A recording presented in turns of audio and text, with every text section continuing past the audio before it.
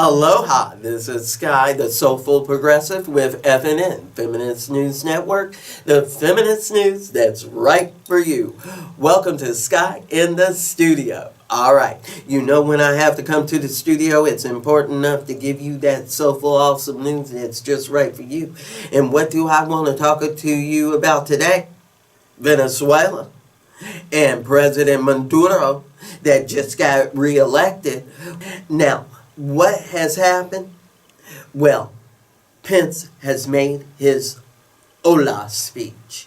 And what he basically says is that he does not back the new president's election, but calls for the president to be their or Venezuelans' own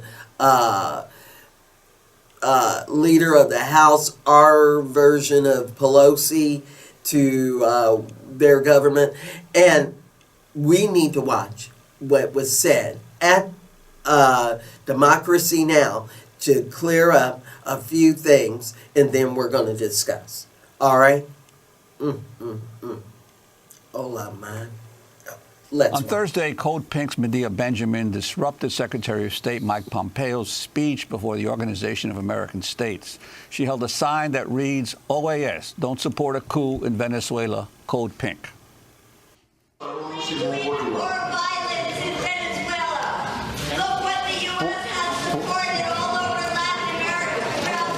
While security was called in to remove Madea Benjamin, many in the room applauded her actions.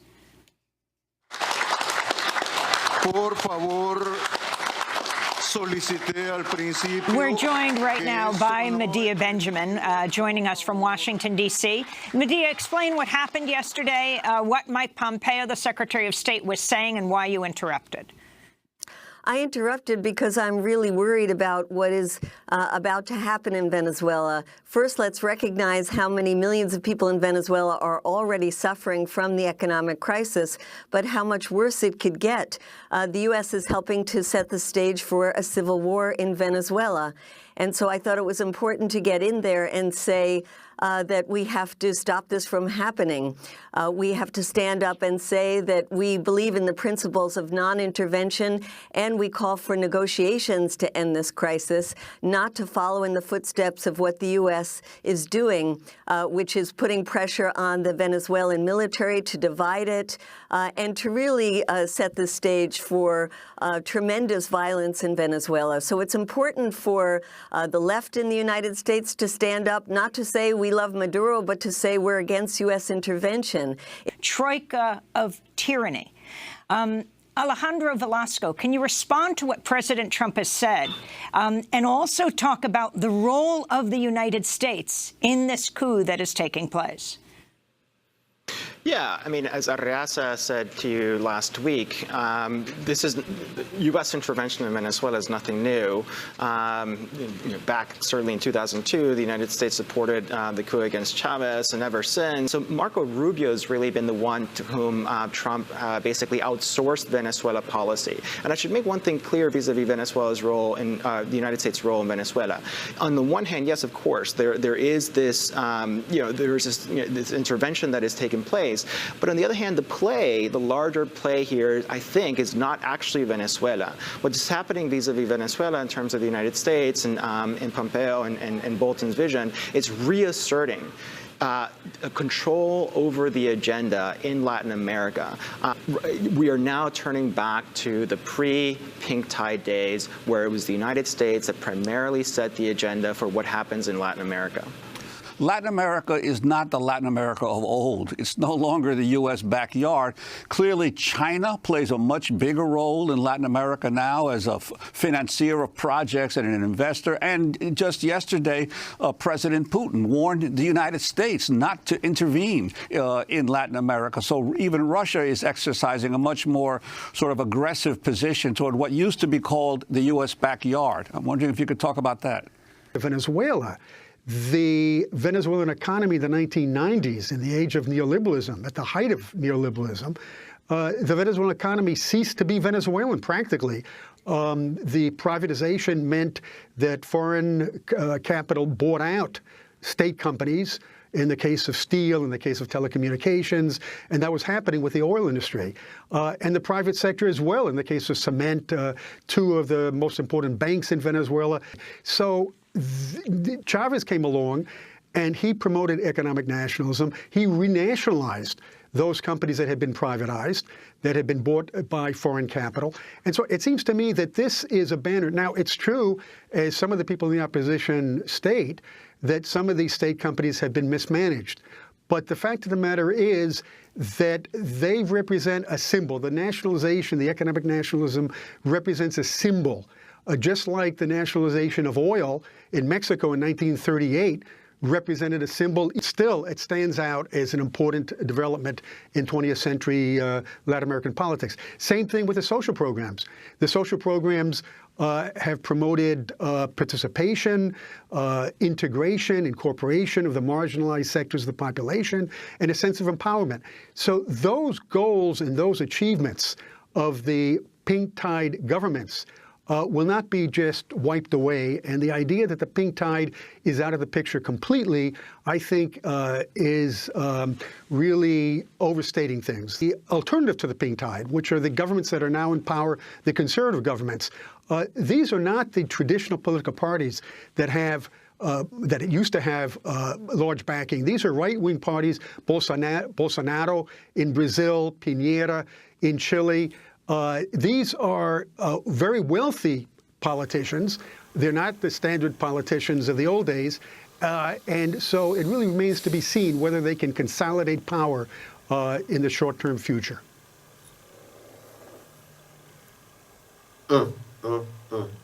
And I think you know what I'm talking about.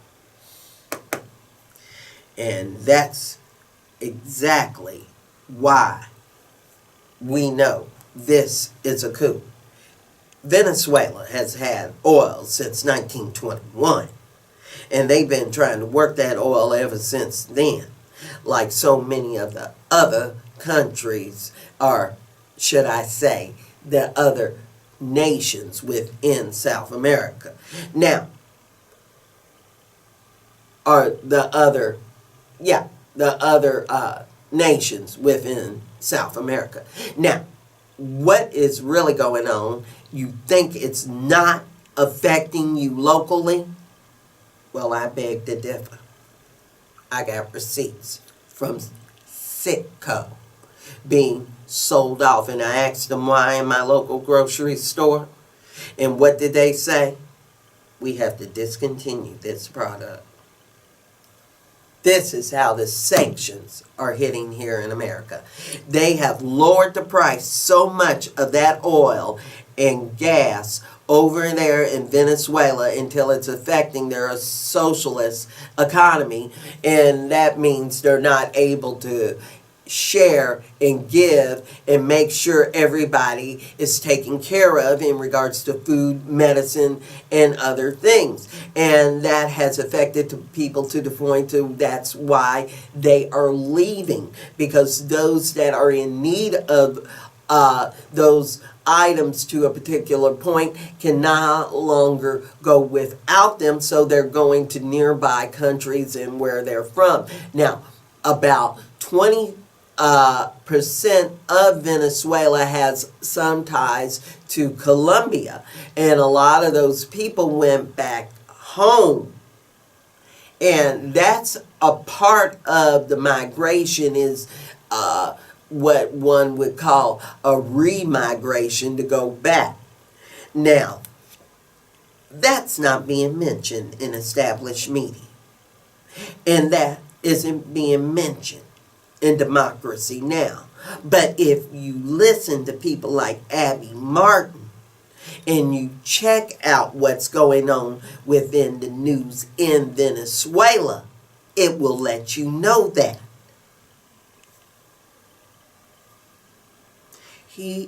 Pence is just putting caca on the Ola speech. This is what I'm talking about.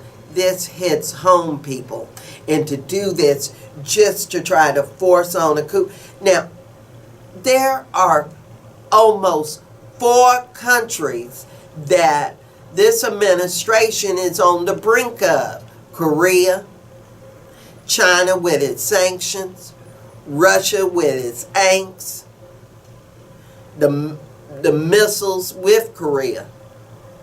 And now we're playing with Iran and doing sanctions with Iran. And what? This is the fifth one? Venezuela? They're not going to be happy until John Bolton makes sure he gets Pence and his boys. And then gets, oh yeah, they want to make sure they confirm that bar guy too. And take the people that are well known and well said that should be up for war crimes to lead a new massive war effort that's not going to make no money or help anybody except Lockheed and Boeing and all the other warmongers. You know, Huawei was ready to do contracts in regards to military, and they were getting money from other countries, and they went ahead and locked them up to try to stop that money from flowing in. Now, this is going on with Venezuela. They want, you know, they want that oil. They are sitting on a reserve that's been around since 1921. This ain't the first time. Do we not remember Chavez?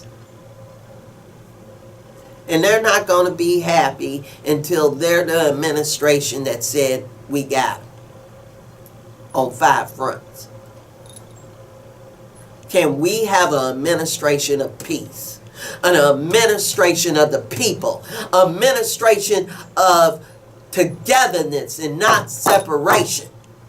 Can we have an administration that says Medicaid for all and not for the donors and for those that pay for the cause? We are in an era of hate, people. This cannot be good for the American people or the American public or America at all. How are you claiming nationalism and being for America, but you over there fighting? The fight is here, at home, in the streets. We need to work for Medicare for all, taking care of the people. You were supposed to back out of Syria, but you changed your mind. Does it feel like 1940? Or does it feel more like 38 at the beginning of it all? When he had already been around, but nobody knew what was going down except IBM and all of the corporations that were helping him.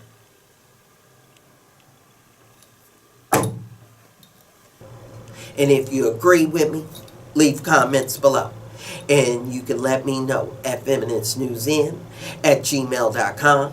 Don't forget to like and subscribe to the YouTube channel and Facebook page. And you also know that I'm fresh and new on Patreon. Alright, just donate today and get a sticker, get a shirt, get something that won't hurt. Alright, and to also let you know, we're trying to go to DC, and I want to be able to hit the boots and the ground running on all the protests that are going to be there.